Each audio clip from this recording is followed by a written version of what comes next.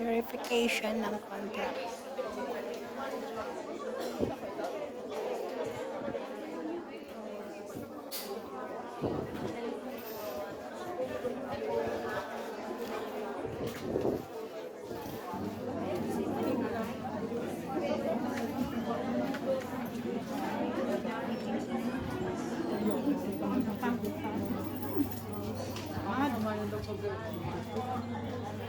Tandaan ang edisan sa Philippines.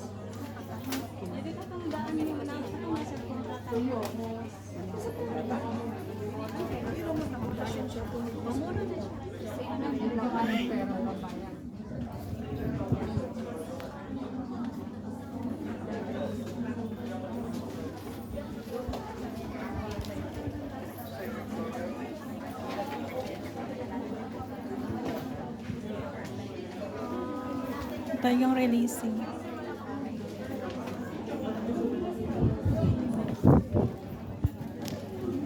Magkuha ng form ng ng UWA sa counter 6 and 7. Then dito sa step 1 sa counter 1, counter 2 kag sa counter 3. Mabilis lang.